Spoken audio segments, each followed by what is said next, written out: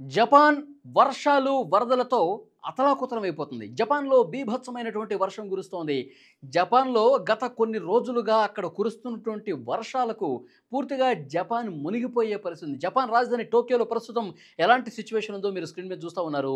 July 5వ తారీఖు బాబా Vanga Japan బాబా వంగాగా పేరుగాంచినటువంటి Rio తత్సుకి ఏదైతే పుస్తకంలో పొందుపరిచిందో జూలై 5వ తారీఖు మహా విస్ఫోటనం వస్తుంది, మహా ప్రళయం వస్తుందని అది జరగకపోవడంతో అక్కడ ప్రజలు ఊపిరి పీల్చుకుంటే ఇప్పుడు అక్కడ కనిపిస్తున్నటువంటి పరిణామాలు నిజంగా యుగాంతం వైపు నడిపిస్తున్నాయా అన్న ఒక ఆందోళన కనిపిస్తుంది.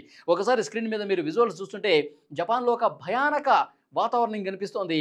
విపరీతంగా వర్షాలు, వరదలతో టోక్యో నగరం పూర్తిగా మునిగిపోయే పరిస్థితి కనిపిస్తుంది. అక్కడ చూడండి మీరు, షాపింగ్ మాల్స్ అన్నీ కూడా ఏ విధంగా వరద నీటితో మునిగిపోయాయో మనం చూస్తున్నాం. రోడ్ల మీద కాలు బయట పెట్టాలంటే జనం భయంతో అసలు అర్థం కాని పరిస్థితి ఉంది. చాలా తీవ్రమైనటువంటి ఆందోళనకరమైనటువంటి పరిస్థితులు జపాన్లో కనిపిస్తున్నాయి. టోక్యో నగరంలో ప్రస్తుతం ఉన్న సిట్యుయేషన్ మీరు స్క్రీన్ మీద చూస్తూ ఉన్నారు. అక్కడ బయటకు వెళితే గొడుగులతో పాటు అన్నీ కూడా అక్కడ ఉన్న టెంట్లు కానీ అన్నీ కూడా ఏ విధంగా కొట్టుకుపోతున్నాయో స్క్రీన్ మీద మీరు విజువల్స్ చూస్తూ ఉన్నారు. జపాన్లో ప్రమాదకర పరిస్థితులు కనిపిస్తున్నాయి. అక్కడ లెవెల్ 3 హెచ్చరిక జారీ చేశారంటే ఎలాంటి వరద పరిస్థితులు అక్కడ ఉన్నాయో మనం చూస్తున్నాం. అక్కడ స్థానికంగా ఉన్నటువంటి ఒక నది మహోగ్ర రూపం దాల్చి టోక్యో నగరాన్ని ఏ విధంగా ముంచెత్తుతుందో మనం చూస్తున్నాం. పూర్తిగా ఫస్ట్ ఫ్లోర్, సెకండ్ ఫ్లోర్ వరకు మునిగిపోయినటువంటి పరిస్థితి ఉందంటే టోక్యో నగరం ఏ విధంగా అతలాకుతలం అయిపోతుందో మనం చూస్తున్నాం. ప్రజల్ని సురక్షిత ప్రాంతాలకు తరలిస్తూ ఉన్నారు. ఈ పెను బీభత్సం, ఈ వరదలు ధాటికి ప్రజలు ఎంత నరక యాతన అనుభవిస్తున్నారంటే అక్కడ నిత్యావసర వస్తువులు కూడా కొనుగోలు చేయలేనటువంటి పరిస్థితి కనిపిస్తోంది. బయటకు కనీసం అంటే కనీసం వెళ్ళలేని దయనీయ పరిస్థితులు టోక్యో నగరాన్ని కనిపిస్తున్నటువంటి సిచ్యువేషన్ మీరు చూస్తూ ఉన్నారు. స్క్రీన్ మీద చాలా స్పష్టంగా ఒకవైపు అక్కడ ఒక అగ్నిపర్వతం ఒక్కసారిగా పేలుడు జరిగింది. విజువల్స్లో మీరు ఆ పేలిన అగ్నిపర్వతం తాలూకు దృశ్యాలు కూడా మీరు చూస్తూ ఉన్నారు. ఎంతటి మహా విస్ఫోటనం అంటే 2018వ సంవత్సరంలో ఒకసారి పేలినటువంటి ఆ పర్వతం ఇప్పుడు మళ్ళీ కూడా పేలి పెద్ద ఎత్తున మంట, పెద్ద ఎత్తున ఒక లావా పారుతోంది. పెద్ద ఎత్తున పొగ ఏ విధంగా కిలోమీటర్ల స్థాయిలో పేరుకుపోతుందో, పొగ అలుముకుందో స్క్రీన్ మీద మీరు చూస్తూ ఉన్నారు.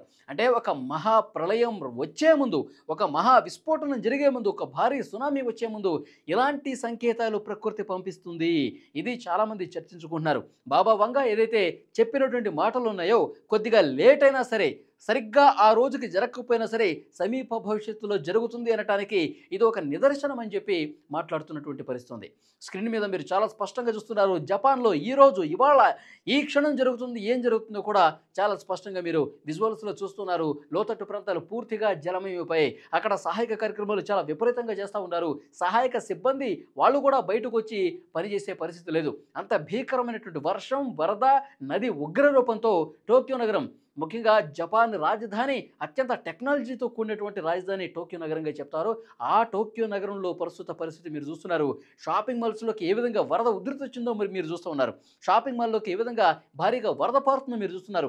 అక్కడ ఎస్కలేటర్ల మీద నుంచి పూర్తిగా వరద ప్రవహిస్తుందంటే లోతట్టుగా ఉన్నటువంటి ప్రాంతాలు, అక్కడ షాపింగ్ మాల్స్ కావచ్చు, ఏ విధంగా వరద ఉధృతిలో కొట్టుకుపోతున్నాయో చాలా స్పష్టంగా ఈ విజువల్స్ను బట్టి అర్థమవుతుంది. బాబా వంగా చెప్పినటువంటి మాటలు జపాన్లో మహోగ్ర రూపం, ఆ సంకేతంలో భాగంగానే ఇది కనిపిస్తుంది అనే చర్చ మళ్ళీ మొదలైనటువంటి పరిస్థితి. అక్కడ బీభత్సమైనటువంటి పరిస్థితులు, గాలులు చూసారా? ఒక్కసారి ఆ గాలి చూడండి. గాలికి మనుషులు కూడా కొట్టుకుపోతున్నారు, వాహనాలు కూడా కొట్టుకుపోతున్నాయి. ప్రజలు ఎవరూ కూడా బయటికి రావడానికి జంకుతున్నటువంటి సిచ్యువేషన్ జపాన్లో ప్రస్తుతం కనిపిస్తుంది. అక్కడ పునరావాస కేంద్రాలు కూడా ఏర్పాటు చేశారు. సహాయక కార్యక్రమాలు ముమ్మరం చేసినటువంటి పరిస్థితి. ప్రజలు ఎవరూ కూడా అత్యవసరమైతే తప్ప, మీరు అవసరం అయితే తప్ప బయటికి రండి, కానీ వేరే సందర్భాల్లో మీరు బయటికి అసలు రానే వద్దు అంటూ అక్కడ ప్రభుత్వ యంత్రాంగం నుంచి హెచ్చరికలు వస్తున్నాయంటే పరిస్థితి చాలా స్పష్టంగా మనకు అర్థమవుతుంది. జపాన్లో ఉన్నటువంటి ఒక సీరియస్ సిచ్యువేషన్ మీరు స్క్రీన్ మీద చూస్తూ ఉన్నారు. ఎప్పుడైతే అక్కడ నదులు ఉప్పొంగి ప్రవహిస్తున్నాయో, మనం చూసాం అమెరికాలో ఎలాంటి పరిస్థితులు ఉన్నాయి. పూర్తిగా టెక్సాస్ రాష్ట్రం అనేది వరద విలయంలో చిక్కుకొని 120 మందికి పైగా చనిపోయారు, 160 మందికి పైగా కొట్టుకుపోయారంటే ఎలాంటి భయానకమైన పరిస్థితులు అమెరికాలో తలెత్తాయో కూడా మనం చూస్తున్నాం. ఇక ఆ తర్వాత టెక్సాస్ నుంచి నుంచి న్యూ మెక్సికోకి వరదలు చుట్టుముట్టాయి. న్యూ మెక్సికో పూర్తి స్థాయిలో వరదలు కొట్టుకుపోయినటువంటి పరిస్థితి ఉంది. ఆ తర్వాత మన దేశంలో కూడా హిమాచల్ ప్రదేశ్ రాష్ట్రం కావచ్చు, తర్వాత చైనాలో కురిసిన భారీ వర్షాలు కావచ్చు, బ్రిడ్జ్‌లు కొట్టుకుపోయిన దృశ్యాలు మనం చూసాం. అంటే చాలా స్పష్టంగా గత కొన్ని రోజుల నుంచి ప్రకృతిలో పెను మార్పులు అబ్జర్వ్ చేస్తా ఉన్నారు శాస్త్రవేత్తలు కూడా. ప్రకృతి ఎప్పుడు కుంభవృష్టి కురుస్తుంది? ఇక్కడ మీరు చూస్తున్నటువంటి విజువల్స్ జపాన్‌లో ఒక్క గంటలోనే 100 మిల్లీమీటర్ల వర్షపాతం నమోదైందంటే అసల ఎంత క్లౌడ్ బరస్ట్ అయిపోయినట్టుగా, మేఘాలు పూర్తిగా చిల్లులు పడ్డట్టుగా, ఆకాశానికి చిల్లులు పడ్డట్టుగా ఇంత ధార కనిపిస్తోంది. 100 మిల్లీమీటర్ల వర్షపాతం నమోదై పూర్తిగా టోక్యో నగరాన్ని ముంచెత్తినటువంటి పరిస్థితి కనిపిస్తుంది. జపాన్ వాసులు ఏదో ఒక భయంతో అల్లాడిపోతా ఉన్నారు. గత 2 వారాల క్రితం చూసుకుంటే అక్కడ ఉన్నటువంటి టొకారా దీవుల్లో 2 వారాల్లో 1000 సార్లు భూమి కంపించింది. ఈ భూ ప్రకంపనలు జపాన్‌కి సర్వసాధారణంగా వస్తూనే ఉంటాయి. చాలా సహజంగా అక్కడ భూమి కంపిస్తూనే ఉంటుంది. కానీ గతంలో ఎప్పుడూ లేనట్లుగా 2 వారాల్లో 1000 సార్లు భూమి కంపించింది అంటే ఇది ఏ రకమైనటువంటి సంకేతం పంపించిందనేది కూడా ఇప్పుడు అందరూ మాట్లాడుకుంటున్నారు. సరే భూ ప్రకంపనలు ఆగిపోయాయి. సరే ఇప్పుడు అందరూ ఊపిరి పీల్చుకుంటున్నారు. వాతావరణం అంతా మళ్ళీ సాధారణ స్థాయికి వచ్చింది.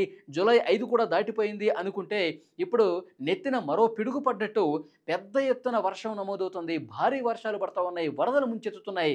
టోక్యో నగరం పూర్తిగా నడుములోతు నీళ్లు ప్రధాన కూడళ్లలో వచ్చాయంటే ఇది దేనికి సంకేతం? ఎందుకు ఈ జపాన్ని ఈ ప్రకృతి ఇంత అతలాకుతలం చేస్తోంది? మానవాళిని బతకనీయదా? జపాన్ వాసుల్ని బతకనీయదా అంటూ అక్కడి స్థానికులు అంతా కూడా ఆందోళన వ్యక్తం చేస్తున్నారు. భయంతో ఉన్నారంటే సిచ్యువేషన్ అక్కడ ఎంత సీరియస్‌గా ఉందో అర్థమవుతుంది. కానీ అక్కడ ప్రభుత్వ యంత్రాంగం ఎప్పటికప్పుడు ఏర్పాట్లు చేస్తున్నారు. అక్కడ డ్రైనేజీ వ్యవస్థ కూడా పూర్తిగా దెబ్బతిన్నటువంటి సమాచారం మనకొస్తుంది. ఇది మొత్తం సెటరేట్ కావాలంటే కొన్ని రోజుల పాటు అక్కడ ఉన్నటువంటి రెస్క్యూ సిబ్బంది శ్రమించాల్సినటువంటి పరిస్థితి ఉంది అనేది చాలా స్పష్టంగా అర్థమవుతుంది. ప్రస్తుతం మీరు విజువల్స్‌లో చూస్తున్నారు. జపాన్‌లో ఎలాంటి పరిస్థితులు, ఎలాంటి భయానకమైనటువంటి వాతావరణం ఉంది అనేది కూడా ఇక్కడ క్లియర్‌గా మనకు అర్థమవుతోంది.